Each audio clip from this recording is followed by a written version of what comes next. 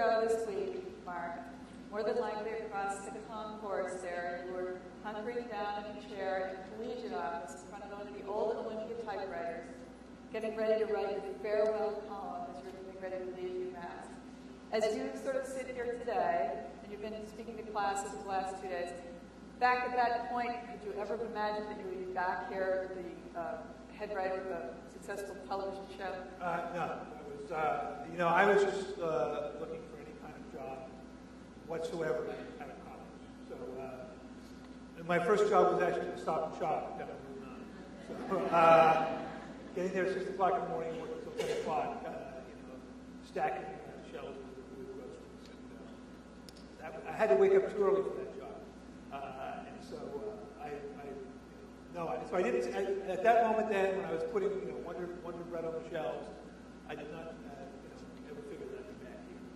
So, but it's been a great, sort of a great fun ride. I was an economics major, and a very bad economics major, I should add. I really wasn't very good at it. I was much better at English and journalism. I actually sort of pursued journalism for a couple of years out of college. I was living in Atlanta, and then decided that when I was in my mid-20s that I sort of wanted to go and write for movies in Hollywood. And I went there when I was 27, and proceeded to write a lot of bad movie scripts. So that was my, I think I've had some luck along the way and a certain degree of perseverance, and then, here I am sort of ready to come with it. In the times that you've been speaking in class, you talked a lot about the Hollywood writer's life and talked about how some people go without work for a long time. Patrick Dempsey went for work without work for 8 years before he got onto Grey's. Could you talk a little bit about how you keep a writer's life going in Hollywood? Well, what happens is because, I've been doing this now for 17 years. I finally actually managed to sort of, as I said, I wrote a number of bad screenplays.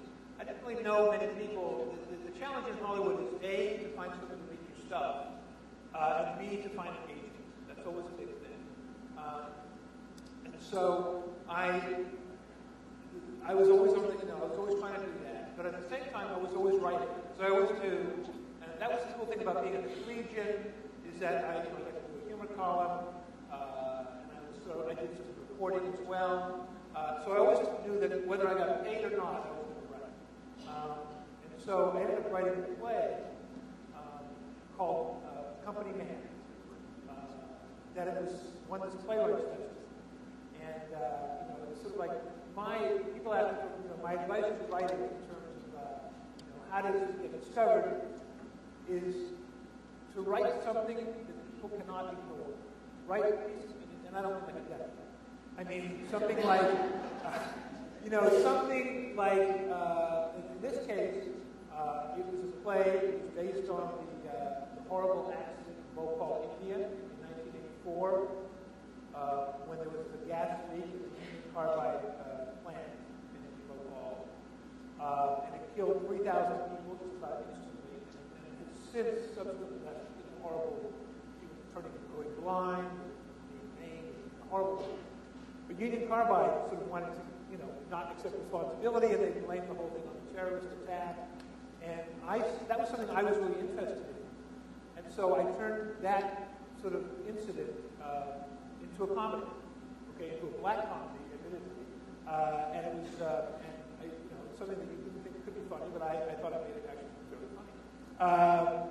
And then it got put on in Northern California, and then it got put on at a theater in Los Angeles. And somebody from Disney saw the play and asked me if I wanted to write, for television. And my first response was, where were you 7 years ago? But this play was the thing that really led to me, sort of starting my Hollywood career, writing for TV and occasionally